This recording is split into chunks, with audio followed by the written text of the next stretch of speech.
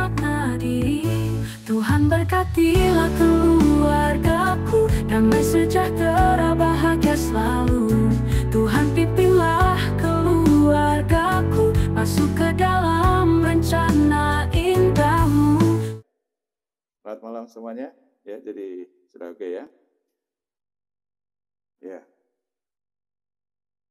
Salam, selamat malam para sahabat diaspora interaktif. Damai sejahtera bagi kita semuanya. Bapak Ibu Saudara yang dikasihi Tuhan, sepanjang tahun ini kita sering dikejutkan dengan fenomena-fenomena Gen Z yang bunuh diri. Begitu banyak kita mendengar atau melihat itu di media sosial.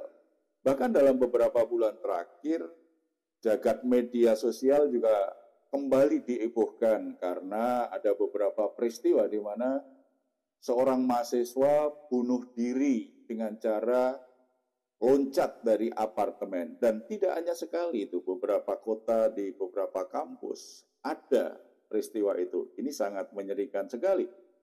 Nah, ketika kita mendengar peristiwa tragis tersebut, banyak orang akan bertanya kemudian, bagaimana pola asuh diterapkan orang tuanya?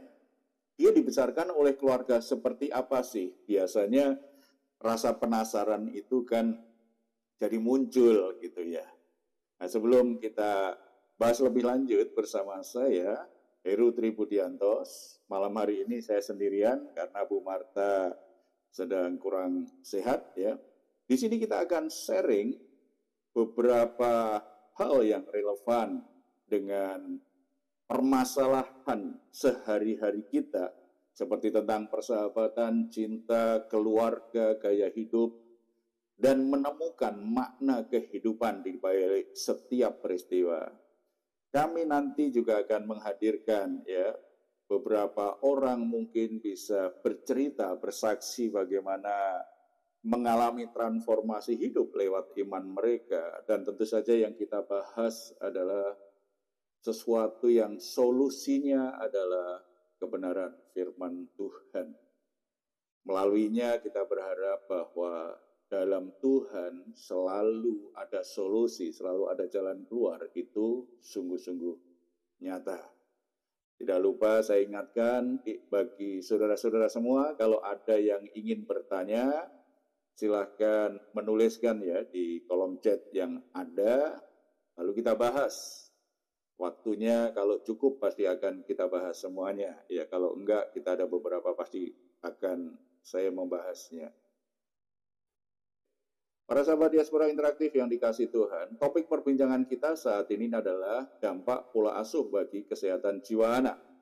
Sebenarnya seberapa penting sih kesehatan mental, kesehatan jiwa anak, dan seberapa seriusnya dampak yang ditimbulkan oleh pola asuh yang dialaminya. Kita akan perbincangkan hal yang menarik lewat berbagai pengalaman maupun penelitian ya. 5-8 tahun pertama itu ternyata pengalaman hidup seseorang yang menjadi fondasi karakternya seperti apa, imannya seperti apa. Ternyata banyak orang itu justru dimulai ketika anak-anak itu dalam pengasuhan orang tua. 5-8 tahun pertama itu memberi landasan yang kuat.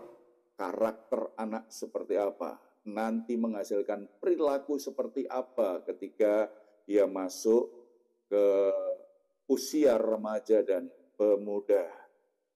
Pola asuh yang diterapkan oleh orang tua akan menentukan kondisi rohani, mental, emosionalnya, karakternya, termasuk potensinya. Dia punya potensi seperti apa, itu dari kecil itu sebenarnya kan sudah mulai kelihatan. Dan kalau itu dapat lingkungan yang positif, membuat emosinya sehat, potensi itu akan bertumbuh dengan sehat juga. Tetapi kalau pengalaman di keluarga, pola asuh itu menimbulkan problem-problem emosional, apalagi dampaknya traumatis, potensi itu akan sulit berkembang. Saya pernah membaca satu artikel yang menjelaskan ada satu buku bestseller tentang cara mengasuh anak yang banyak diperbincangkan ketika itu diterbitkan, yaitu Battle Hymn of the Tiger Mother, karya Amy Chua. Dalam memorinya, ibu dari Sophia Loisa ini menceritakan kesuksesan serta kesalahan yang dibuatnya dalam mengasuh anak dengan gaya tradisional Cina. Dia coba berbagi sisi kuat dan kelemahan-kelemahan dari pola asuh gaya tradisional Cina. Pola asuh orang tua Cina terkenal otoriter, keras, jadi otoriter dan keras, kedisiplinan kerja keras. Demi menggapai sukses, mereka pertahankan dimanapun berada. Kesuksesan bagi mereka, kesuksesan anak itu begitu penting, dianggap begitu penting. Amy Chua menuntut kedua anaknya meraih nilai yang sempurna di semua mata pelajaran, kecuali olahraga dan drama. Mungkin Ibu Emi ini juga tidak suka dengan olahraga dan drama, mungkin ya. Sebab kalau orang tua nggak suka, biasanya kan dia juga tidak ingin anaknya fokus di situ. Selain itu, kedua anak itu juga harus berlatih keras memainkan alat musik yang dipilihkan ibunya sampai benar-benar terampil, tidak hanya sekedar bisa, harus jago di situ, harus benar-benar kuat kemampuan untuk memainkan musik. Amy mengekang kedua putrinya itu dari kehidupan sosial. Jadi anak-anaknya jadi kurang bergaul, kurang temannya karena harus sekolah dan nilainya harus sempurna. Setelah itu harus ikut les musik, itu pun harus benar-benar jago memainkan musik. Mereka tidak memiliki pengalaman, misalnya menginap di rumah teman, tidak pernah diperbolehkan. Pergi pesta bersama teman-temannya, tidak pernah diperbolehkan oleh ibunya. Ikut pementasan drama, apalagi karena ibunya tidak menyukainya. Bagi kebanyakan orang Cina, kedisiplinan dan kegigihan adalah sikap yang mereka perlukan untuk dapat bertahan hidup. Karena sejak kecil anak-anak Cina terbiasa tidak bergantung pada orang lain, selalu berusaha meningkatkan kompetensi diri, dan sudah diperkenalkan pada falsafah hidup. Makanya kita akan ketemu ya, banyak orang-orang Cina begitu punya falsafah hidup ya bagus, dia bisa mengucapkan dengan hafal. Ternyata itu bagian dari gaya tradisional Cina mengasuh anak-anaknya. Mereka berusaha tidak mempermalukan keluarganya. Jadi diasuh, kamu harus menjaga nama baik keluarganya. Nggak boleh mempermalukan keluarganya. Kamu harus sukses, kamu harus berprestasi, kamu harus kerja keras. Itu yang banyak diberikan nasihat, motivasi, dan lingkungan seperti itu yang diberikan. Pola asuh seperti ini terbukti telah berhasil mengantarkan generasi muda Cina dalam banyak kesuksesan. Namun sayangnya, secara emosi mereka cenderung menjadi datar. Jadi tidak menunjukkan ekspresi emosi yang terbuka, datar-datar saja. Senang juga nggak terlalu kelihatan, sedih tidak terlalu kelihatan, datar-datar saja secara emosi. Nggak tahu, ini seperti ini kita pernah ketemu nggak orang-orang yang wajahnya datar-datar saja, jadi ekspresi emosinya tidak terlalu terlihat. Ternyata salah satu dampak karena pola asuh yang seperti itu. Emi telah membuktikan hal ini memang kedua anaknya sukses dalam pendidikan. Sophia di usia 14 tahun memiliki jemari yang begitu lincah menari-nari di atas tut piano di Carnegie Hall. Sedangkan adiknya, yaitu Louisa, ketika dia memainkan biola, itu tanpa sedikit pun terlihat nada sumbang. Jadi benar-benar terampil menguasai musik itu dengan sangat bagus. Tidak hanya itu, keduanya juga tampil sebagai jagoan akademik. Prestasi belajarnya itu sangat bagus sekali. Saudara-saudara, pola asuh Cina bisa menggambarkan satu pola asuh yang banyak dipakai oleh orang tua di timur.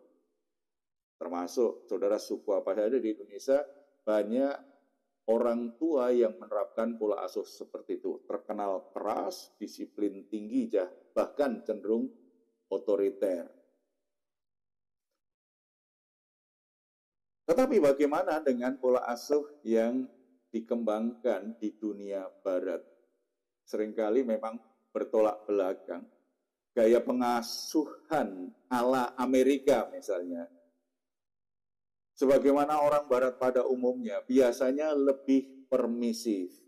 Sangat memperhatikan faktor psikologis anak. Jadi sangat peduli melindungi secara psikis dan menghindarkan gaya yang keras, apalagi otoriter. Sangat berlawanan.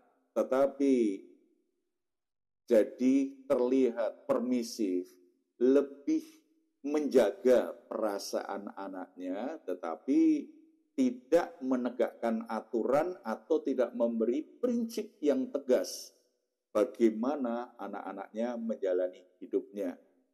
Pola asuh seperti itu memang membuat anak mungkin bisa bahagia, anak senang, dan anak bisa menjalani hidupnya sesuai dengan pilihannya sendiri.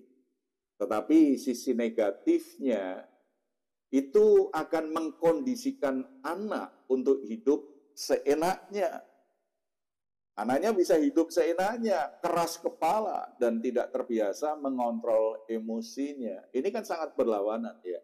Kalau pendidikan, pola asuh dengan pendekatan tradisional Cina tadi kan keras, cenderung otoriter, menghasilkan emosi yang datar. Anak-anaknya cenderung punya emosi yang datar. Tetapi pola barat yang terlalu menjaga kondisi psikologis anaknya, anak justru terbiasa tidak mengontrol emosinya. Karena kalau nggak suka, kalau dia marah, ungkapkan saja. Akhirnya dari kecil tidak terbiasa untuk mengelola emosinya dengan cara yang sehat, dengan cara yang positif. Dan mungkin itu akhirnya menimbulkan banyak konflik atau menyakiti orang lain. Sementara pendekatan pola asuh tradisional Cina tadi membuat orang tidak bisa ditebak ini. Dia marah atau senang, dia sedang sedih atau dia sangat kehilangan. Itu kadang-kadang nggak terlihat dengan baik. Kembali saya menyapa Bapak Ibu sahabat Diaspora Interaktif. Ya, selamat bergabung yang baru bergabung. Kalau ada pertanyaan silahkan untuk menulisnya ya di kolom chat yang tersedia. Nanti kita akan bahas bersama-sama ya. Apa yang saya jelaskan tadi menarik ya, itu dari penelitian. Ya, saya baca ini, wah ini menarik sekali ini. Ini perlu ini bagi keluarga muda, bagi orang tua yang masih punya anak-anak kecil, atau bagi kita orang dewasa bisa kembali mereview bagaimana orang tua itu memberi pengaruh dalam hidup kita lewat pola asuh yang mereka ajarkan. Ini sangat menarik. Ya. Model tradisional Cina atau polanya orang timur di mana otoritas orang tuanya itu kuat sekali ditegakkan, atau model barat yang otoritasnya dibuat serendah mungkin, cenderung permisif, supaya anak bahagia, supaya anak senang, dan boleh mengungkapkan perasaannya seperti yang dia rasakan. Mana yang lebih baik? Saudara-saudara, kalau bicara tentang pola asuh, kita harus kritis nih. Berbagai pendekatan ada plus minusnya. Ada kalanya pasti otoritas harus ditegakkan sebagai orang tua terhadap anak. Tetapi ada kalanya memang harus luas, ya. Makanya di sini kita akan membahasnya itu. Bagaimana pola asuh kebanyakan orang Indonesia saat ini? Ya pasti dua-duanya ya. Ada yang sangat terpengaruh dengan gaya Cina. Karena orang Indonesia juga timur, senang sekali kalau orang tua kelihatan wibawa. Kelihatan dia yang berkuasa bagi anak-anaknya. Tetapi ada risiko terlalu besar menggunakan otoritasnya dan mengarah pada otoriter. Atau sebagian mungkin juga setuju dengan gaya Barat, gaya orang Amerika mendidik anak-anaknya. Bahagia mereka, anak-anaknya dibuat bahagia, dibuat senang, punya kebebasan, dan boleh mengekspresikan emosinya sebebas-bebasnya. Ini plus minus ya. Jadi tidak bisa dikatakan mana yang lebih baik. Sebelum kita membahas ini lanjut, saya kembali menyapa Bapak Ibu Saudara, sahabat diaspora interaktif yang baru bergabung, selamat datang. Salam sejahtera bagi saudara semua ya. Kalau ada yang tertarik untuk bertanya, silahkan untuk chat. Nanti saya akan menjawabnya. Ya. Kembali ke pertanyaan. Bagaimana dengan pola asuh kebanyakan orang Indonesia saat ini? Pengaruh peradaban dunia dan globalisasi membuat banyak orang tua Indonesia itu berada di antara dua kutub tadi. Antara otoriter dan permisif. Antara gaya pengasuhan Cina dan Amerika. Itu banyak keluarga Indonesia mengadopsi dan ambil posisi seperti itu. Masyarakat desa cenderung lebih permisif. Dalam arti ada banyak keleluasaan tuh gitu ya. Orang tua cenderung membiarkan anaknya berkembang tanpa pendampingan yang sesuai dengan tuntutan zaman. Karena perhatian mereka terkuras untuk pemenuhan kebutuhan ekonomi keluarga. Kalau di desa ya, saya kan tumbuh di desa. Kadang-kadang ada yang bercanda begini, kita punya anak, kita lepaskan di kebun aja hidup.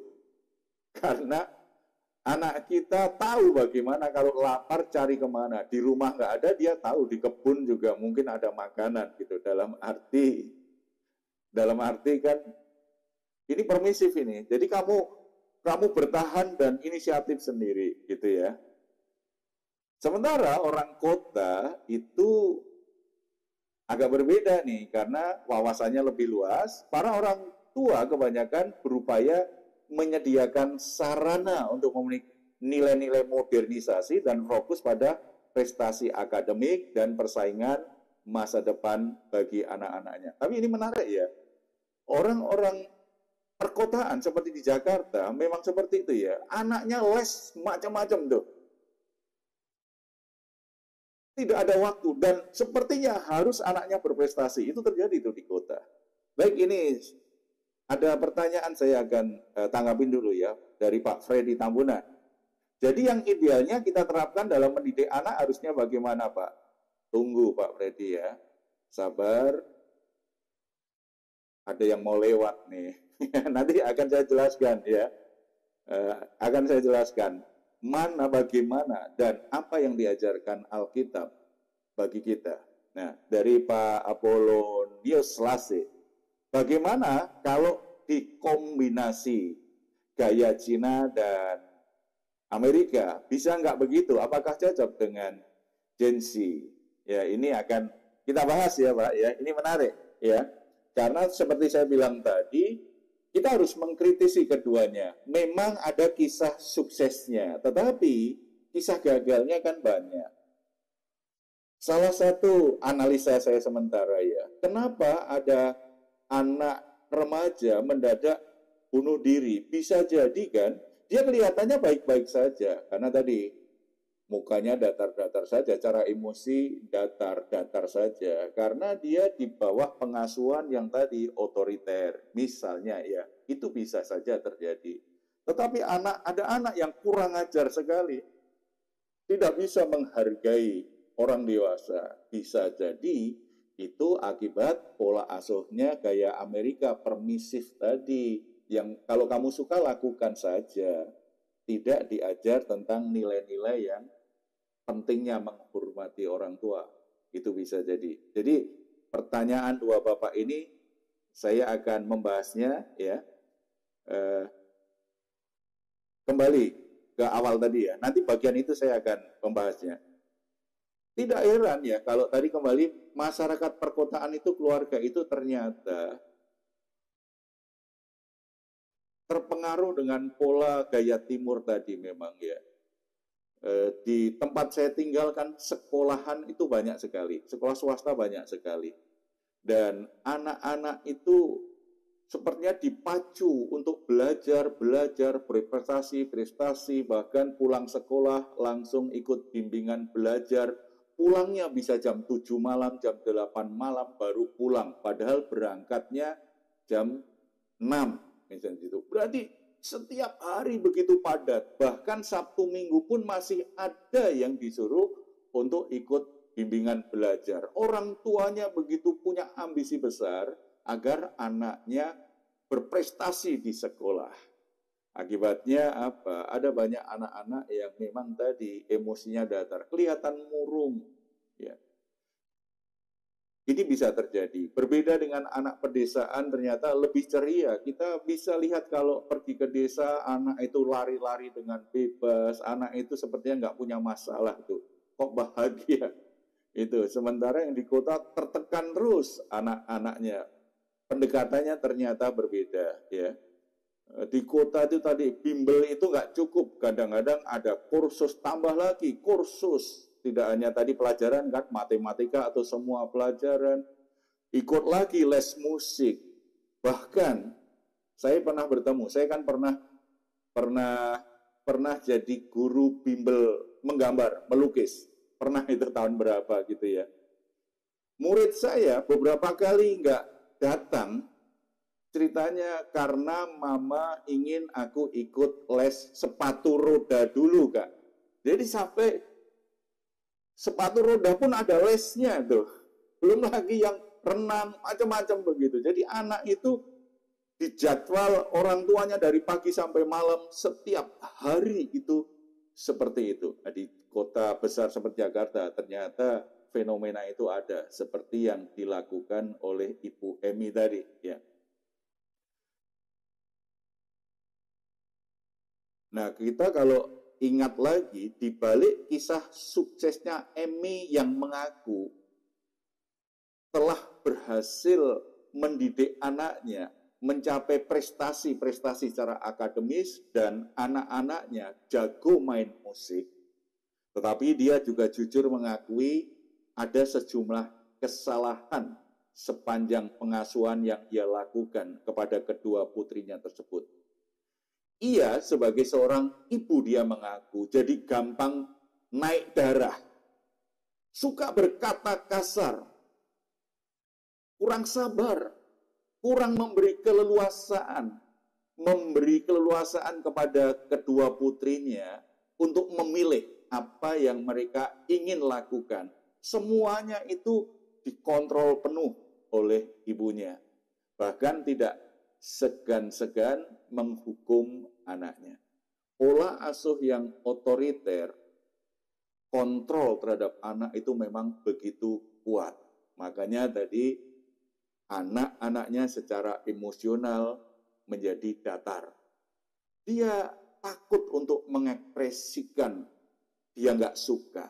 Dia takut untuk mengungkapkan dia tidak mau. Sebab tidak segan ibunya akan berkata kasar, bahkan ada yang sampai melakukan kekerasan secara fisik. Pola asuh yang ditawarkan AMI bisa memberikan wawasan, tetapi tidak bisa menjadi barometer bagi para orang tua. Sebab ternyata tidak semua anak keturunan Cina yang diasuh dengan gaya otoriter seperti yang diceritakan oleh Emi, dan dia sendiri mengakui sisi lemah dari pola asuhnya. Ternyata dampaknya juga ke dia juga. Itu makanya kita tidak bisa telan mentah-mentah begitu saja, ya. Bahkan tidak sedikit anak-anak yang akhirnya kabur dari rumah. Anak-anak yang akhirnya benci dengan sekolah karena merasa tertekan, merasa tidak ada kebebasan, dan orang tuanya selalu keras terhadap dia, berkata-kata yang kasar kalau dia tidak bisa penuhi apa yang diinginkan oleh ibunya. Nah, pertanyaannya tadi kan, mana yang lebih cocok nih? Apa yang Alkitab ajarkan? Ada begitu banyak di Alkitab sebenarnya tip-tip bagaimana mengasuh anak yang benar. Walaupun kadang-kadang ada pemahaman yang tidak tepat sehingga penerapannya salah. Tetapi ada begitu banyak ayat kita bisa temukan ya tentang prinsip-prinsip. Di sini saya akan menyampaikan 2 prinsip penting saja yang perlu diperhatikan, nanti sekaligus menyikapi pola asuh seperti apa ini yang lebih tepat. Keduanya digabung atau bagaimana? Salah satu yang dipilih seperti apa gitu ya. Prinsip yang pertama, pengasuhan anak adalah mendidik anak menurut jalan yang patut atau yang sesuai dengan anak, bukan jalan yang diinginkan atau yang menjadi ambisi orang tuanya. Kita bisa baca di Amsal 22 ayat 6. Didiklah orang muda menurut jalan yang patut baginya, maka pada masa tuanya pun ia tidak akan menyimpang dari jalan itu. Ini menarik ayat ini ya, bagi Bapak Ibu yang sekarang punya anak-anak kecil nih, coba perhatikan ini. Bagi Bapak Ibu yang ingin anak-anakmu bisa bertumbuh maksimal, termasuk Gen Z, yang kadang-kadang membuat kita bingung ini sebagai orang tua, karena punya gaya yang sangat berbeda dengan kita ini ya. Ayat ini bisa memandu kita menemukan prinsip penting ini ya. Didiklah orang muda menurut jalan yang patut baginya, maka pada masa tuanya pun ia tidak akan menyimpang daripada jalan itu. Perhatikan kata yang patut baginya. Patut baginya loh. Patut bagi anak itu, bukan yang patut bagi orang tuanya. Ini bukan berarti bahwa kita harus permisif seperti sebagian orang Amerika yang permisif tadi. Artinya apa yang disukai anak silahkan saja. Bukan itu maksudnya.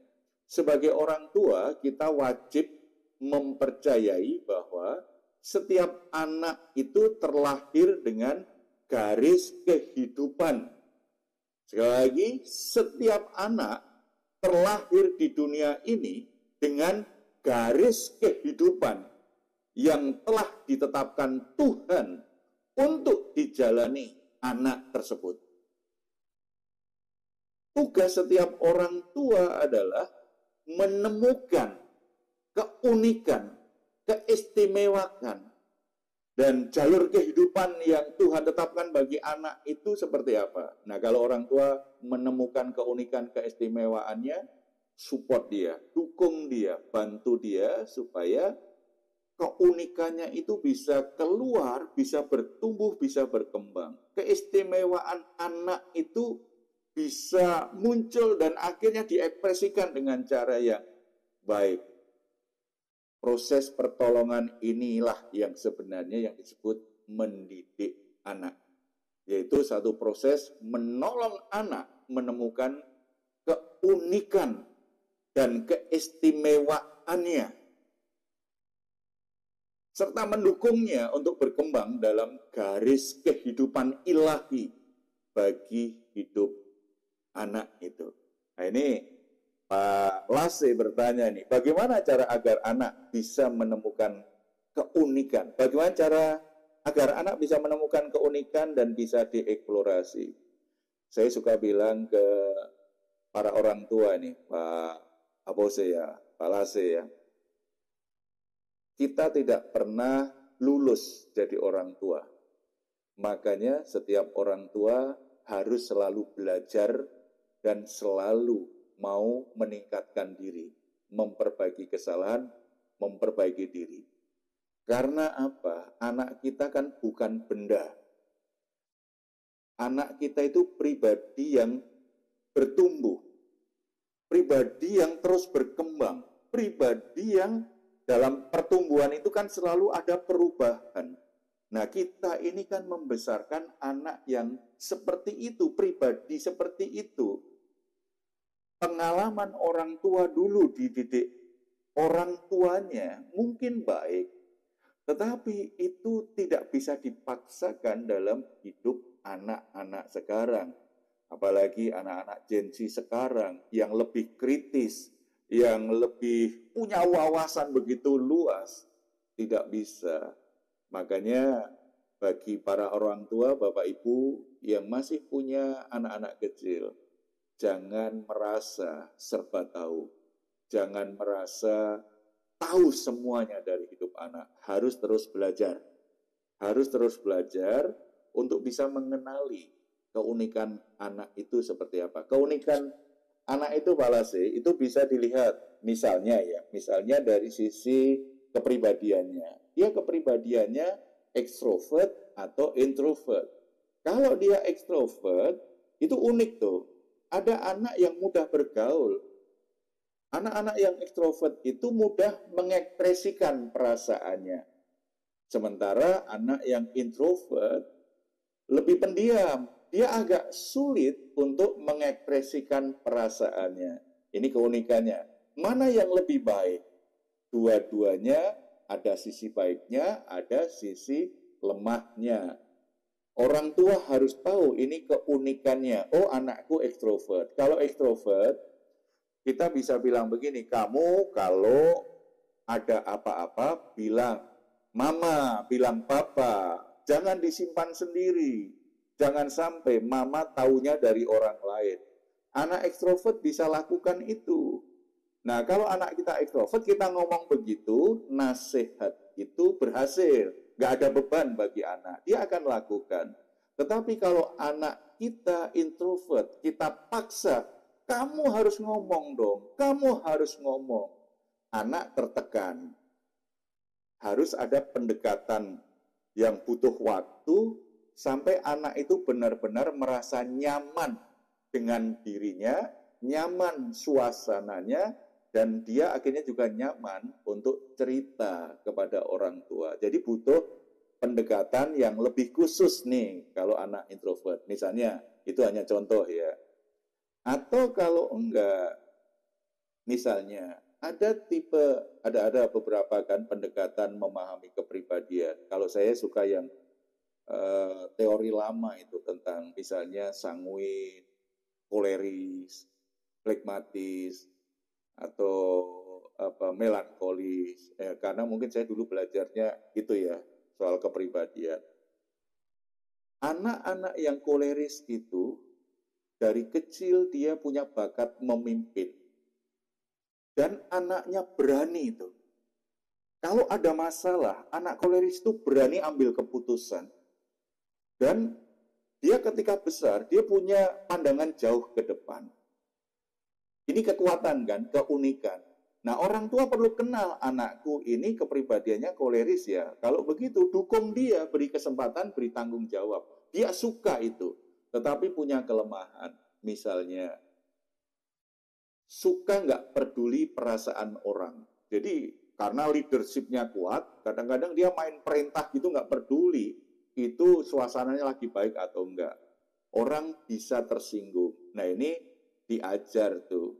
Nah, kamu kalau menegur orang, kalau menyuruh orang atau mengatur orang, kamu harus lihat-lihat tuh. Dia kalau orang bicara dengan yang lebih tua, kamu nggak boleh ngomongnya seperti dengan adikmu misalnya, atau seperti dengan temanmu. Itu kan perlu kalau kita kenal seperti itu. Tapi nanti lain kali aja kita bahas khusus tentang hal ini ya. Itu hanya contoh, itu keunikannya Pak Lase ya. Itu salah satu keunikan, kalau orang tua mengerti seperti itu, nanti nasihat, arahan, motivasinya akan tepat. Satu aja lah sebagai keunikan, karena baru satu tadi soal kepribadian dia. Ini kalau dia kerja jadi pemimpin bagus nih. Ada lagi anak yang misalnya melankolis. Nah, melankolis itu baperan. Jadi dia gampang sedih, ini melo kan. Jadi gampang sedih, gampang tersinggung. Tetapi anaknya sangat cermat sekali, teliti sekali. Dia tidak terlalu banyak ngomong. Kalau dia suruh buat perencanaan, dia suruh ngecek tuh pembukuan, ini teliti banget nih yang melankolis ini. Tetapi dia kelemahannya terlalu baperan. Nah, kalau kita orang tua kenal, oh anakku seperti ini. Anak plekmatis jangan dipamerkan, dia tertekan. Anak koleris yang ekstrovert tadi, misalnya ini anakku ini pinter nyanyi ini atau pinter main musik. Coba lihat ya Om, ada tamu begitu. Kalau anak ekstrovert seneng tuh, bangga itu. Tetapi kalau anak kita itu introvert tadi, tersiksa kalau mendadak ada tamu yang baru datang, teman orang tuanya, lalu dia disuruh performan di depan. Itu beban bagi mereka. Makanya kalau kita kenal keunikan anak kita membantu dia untuk mengeksplorasi dirinya harus dengan cara yang tepat. Anak-anak ekstrovert senang penampilan. Performan itu bagi mereka nggak beban, bahkan senang. Tetapi bagi anak-anak yang introvert, dia lebih banyak berekspresi itu tidak di depan orang. Orang-orang seperti itu banyak yang pinter nulis. Dia cermat ketika dia buat perencanaan bagus. Tidak senang tampil kalau tidak terpaksa atau tanggung jawabnya memaksa dia harus tampil di depan orang lain. Nah, kalau kita bisa mengerti kan akhirnya pendekatannya pas nih, ya. Kalau pendekatan otoriter buat anak akhirnya tersiksa batinnya, secara jiwa ini nggak sehat karena dia tertekan terus. Itu bisa apa istilah anak sekarang kan? Anak itu bisa kena mental. Kalau kena mental anak, dia jadi bermasalah jiwanya, secara psikologis bermasalah. Ya. Sebenarnya Bu Marta ada banyak pengalaman mengkonseling, cuma sayangnya nggak bisa bergabung ya. Ada banyak kisah bagaimana orang tua yang otoriter itu ternyata menghasilkan anak-anak yang secara emosional, secara kesehatan mental kadang-kadang atau emosional kadang-kadang memang sangat rentan sekali ya. Saya cerita, saya ingat ya. Saya pernah konseling anak muda kira-kira umurnya 20-an 5 gitu ya. Dia cerita tentang kondisi sekarang, kemudian saya biasanya ajak dia untuk merunut nih, gimana masa kecilmu, bagaimana hubunganmu dengan orang tua. Dia mulai cerita. Sebenarnya biasa-biasa aja sih Kak. Cuma ayah saya itu sangat keras. Dan kalau dia marah, seisi keluarga ketakutan. Apalagi saya. Saya dari kecil kalau dengar ayah saya teriak karena dia marah, saya bisa gemetaran itu. Lalu dia ngobrol kisah-kisah bagaimana ayahnya itu begitu keras, cara memotivasi dia untuk bisa berhasil di pendidikannya begitu keras, tapi dia tidak menikmatinya jadinya. Dia benar-benar tertekan. Saat mengobrol begitu, handphonenya bunyi, ada telepon masuk. Dia lihat, Dia hanya lihat saja tetapi tidak langsung mengambil. Saya tanya, kamu terima dulu nggak Bapak? Kita kan lagi ngobrol santai saja. Enggak, Pak. Dia mulai kelihatan wajahnya kelihatan nggak nyaman. Memangnya siapa yang telepon? Saya tanya, dia bilang, Papa.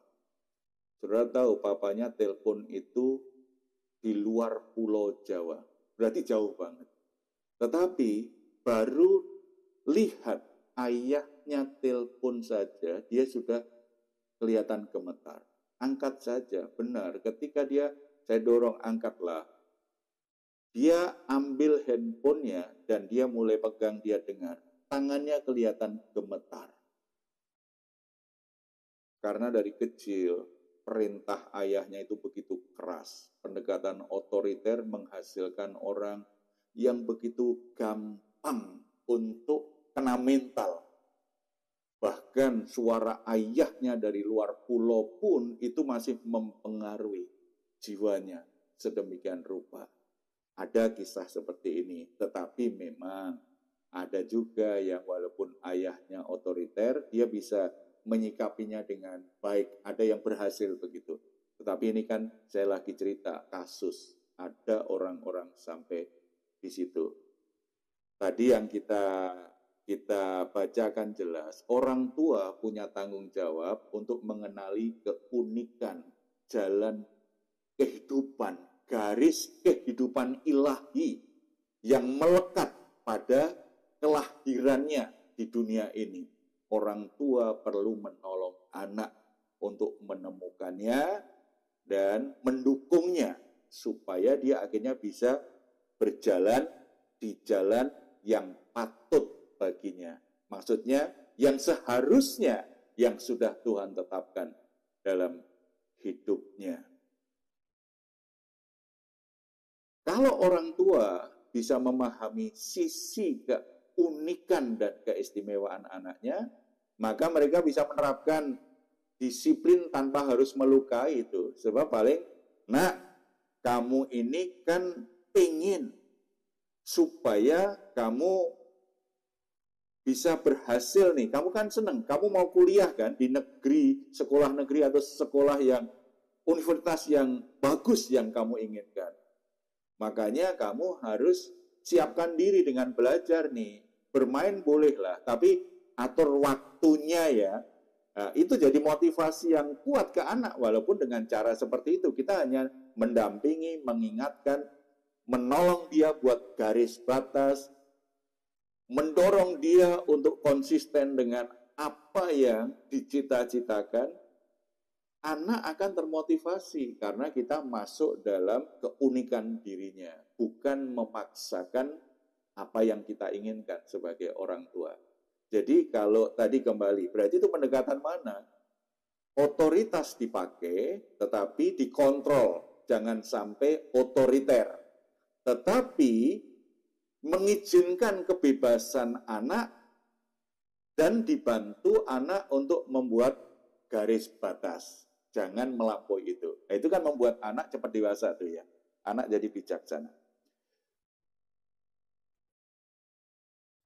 Menggunakan otoritas tanpa harus otoriter, memberikan kesempatan kepada anak tanpa mengabaikan tanggung jawab, itulah pola asuh yang membuat jiwa anak menjadi sehat. Ini bagian pertama, prinsip yang pertama ya. Oke, kita masih ada waktu 9 menit ya. Prinsip kedua. Sebelum kita lanjut, saya sapa lagi nih. Senang untuk saudara-saudara, untuk para sahabat Diaspora Interaktif yang baru saja bergabung. Tuhan Yesus memberkati. Mudah-mudahan ini jadi berkat. Ya, kalau ada pertanyaan silahkan menuliskannya di chat. Ya. Kita lihat prinsip yang kedua. Dalam mendidik anak, orang tua perlu memperhatikan kesehatan jiwa anak. Ada beberapa ayat yang bisa kita perhatikan tuh. Yang pertama, Efesus 6 ayat 4. Dan kamu bapak-bapak, janganlah bangkitkan amarah di dalam hati anak-anakmu. Tetapi didiklah mereka di dalam ajaran dan nasihat Tuhan. Lalu Kolose 3 ayat 21, hei bapak-bapak, janganlah sakiti hati anakmu supaya jangan tawar hatinya. Dua ayat tadi kita dapat gambaran kan, berarti Tuhan ingin ketika kita mendidik anak kita, jiwa anak itu sehat tuh. Tidak tawar hati, hatinya tidak terluka, tidak marah-marah, tidak tersakiti, itu kan terlihat. Sebelum saya bahas ini, ada satu pertanyaan saya akan respon dulu. Malam Pak, gimana kabarnya? Oh, ya, kenapa Ibu nggak ikut? Tadi sudah kurang sehat ya, jadi tadi beberapa jam sebenarnya sudah siap-siap, tapi ternyata dalam keadaan kurang sehat, nggak memungkinkan. Saya pikir bertanya, oke ya. Saya jelaskan dua ayat tadi. Dua ayat itu, Efesus 6 ayat 4 dan Kolose 3 ayat 21 ya, dengan jelas mengingatkan para orang tua agar tidak melukai hati anaknya, supaya anaknya bisa tumbuh sebagai pribadi yang tanpa kemarahan, tanpa sakit hati terhadap orang tuanya.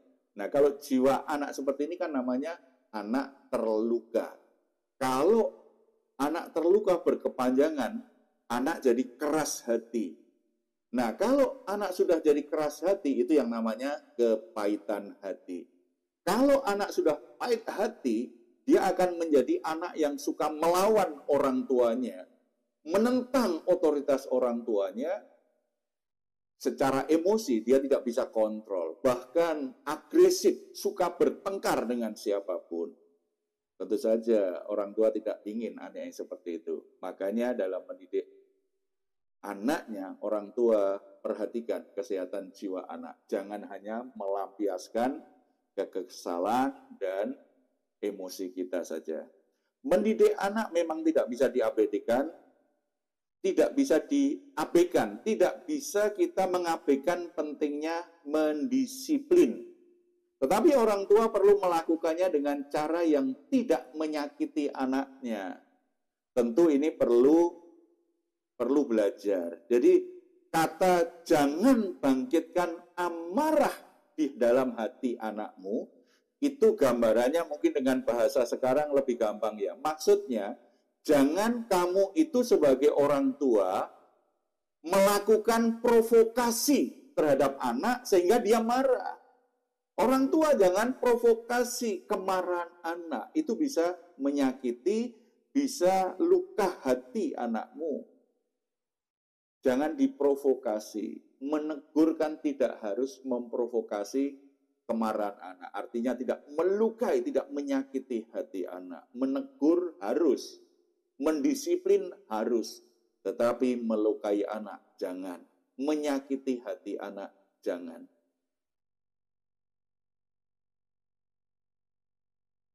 Karena anak yang terbiasa mendapatkan kekerasan secara verbal, secara fisik, seperti yang saya jelaskan ya, kami jelaskan di episode sebelumnya ya, hari Kamis gitu ya, itu akan terbiasa dengan kekerasan. Jika hati anak tersakiti, mereka itu akan menjadi anak yang tawar hati juga.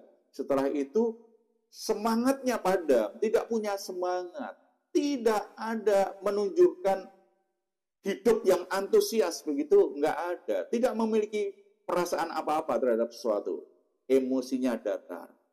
Tawar hati dapat membuat seseorang menjadi lemah, tidak memiliki daya. Sementara menerima otoritas berlebihan membuat anak bisa agresif, penuh kemarahan karena luka hati. Tetapi kalau anak tawar hati bisa sebaliknya nih. Tidak ada semangat, tidak ada daya juang, mudah menyerah, jiwanya lemah. Bukankah itu menunjukkan jiwa yang tidak sehat? Nah, kita tidak bisa seperti itu ya. Ada pertanyaan, Pak, kenapa anak selalu bilang pilih kasih, padahal semua anak pasti kami sayang. Bagaimana caranya menghadapinya agar anak selalu bilang pilih kasih? Sadar atau enggak, kadang-kadang memang orang tua bisa memberi perhatian kepada anak tertentu, lalu anak yang lain merasa terabaikan, atau ada saatnya ada anak tertentu sebenarnya sedang butuh perhatian orang tuanya, tetapi anaknya sibuk dengan anak yang lain, misalnya anak yang kecil. Sementara anak yang gede lagi butuh perhatian nih. Dia akan berkata, "Mama pilih kasih." Padahal memang adiknya butuh perhatian lebih karena masih balita misalnya. Tetapi anak cemburu, itu mengungkapkan anak cemburu dengan saudaranya. Tetapi bisa juga itu dia sedang mengungkapkan kenyataan bahwa dia merasa kurang dikasihi.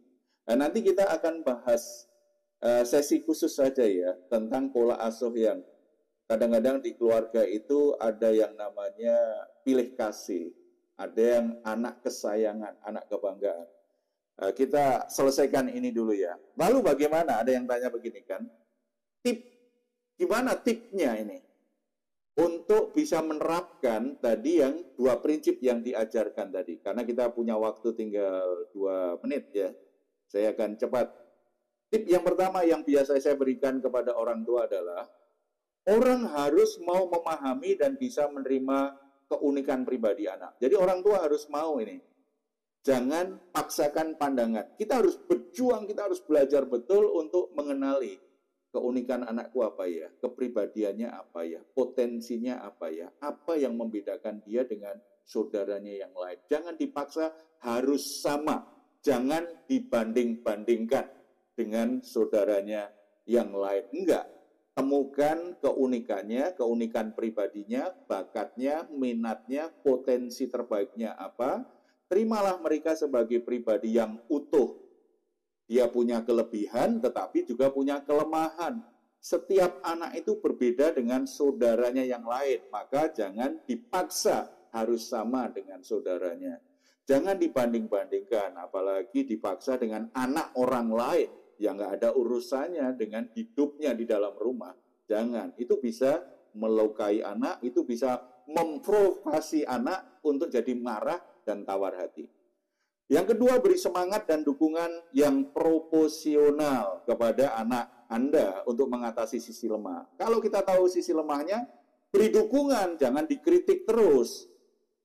Hindari perkataan-perkataan yang membunuh karakter anak, mempermalukan, memberikan label negatif terhadap anak. Itu juga bisa memprovokasi kemarahan anak, bisa menyakiti hati anak. Yang ketiga, berikan dukungan kepada anak untuk bisa mengembangkan kelebihannya. Jadi dukunglah. Kalau anak punya kelebihan, punya potensi, tunjukkan itu, lalu beri dukungan. Papa, mama akan berdiri mendukung kamu supaya kamu bisa menjadi seseorang yang lebih maksimal. Bakatmu bisa berkembang, cita-citamu bisa terwujud. Itu menjadi kata-kata penyemangat. Berikan semangat, berikan apresiasi setiap pencapaian yang berhasil diraihnya. Yang keempat, bantu anak untuk bisa menerapkan firman Tuhan sebagai motivasi, sebagai cara hidup, sebagai cara mencapai cita-cita. Bagian terbaik dari anak kita itu adalah bukan prestasi atau keberhasilannya.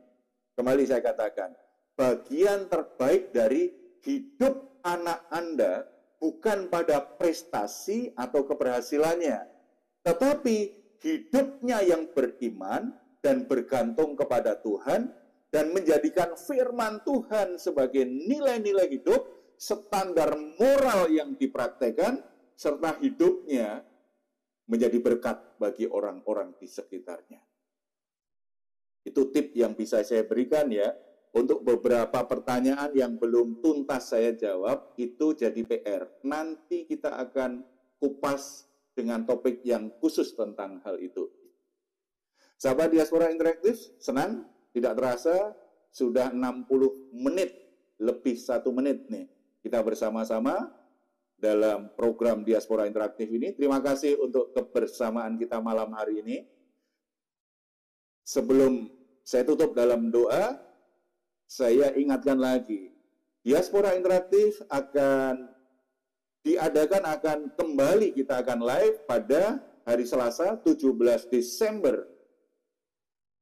Tetap di jam yang sama, yaitu jam 21, dengan topik fenomena pelakor. Siapa yang salah? Nah, ini bagi saudara lagi penasaran tuh atau jadi korban pelakor nih, boleh gabung bersama-sama ya. Hari Selasa 17 Desember jam 9 malam. Baik, saya akan undur diri. Saya akan berdoa untuk saudara-saudara semua, para orang tua terutama, supaya diberkati Tuhan dan diberi hikmat untuk bisa mendidik anak-anaknya dengan baik. Bapak di surga, hambamu berdoa untuk setiap orang tua yang bergabung dengan Diaspora Interaktif hari ini. Mungkin saat ini mereka sedang bergumul dengan anaknya. Mereka sedang galau dengan kondisi anaknya.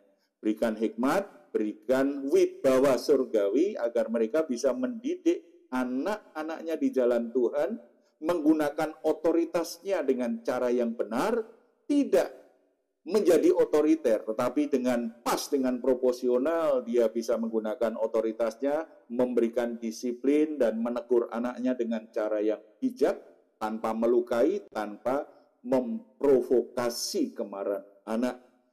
Beri mereka juga hikmat supaya mereka bisa memberi kebebasan yang benar kepada anak-anaknya dan menolong anaknya punya garis batas dalam hidupnya, punya standar yang jelas dalam hidupnya.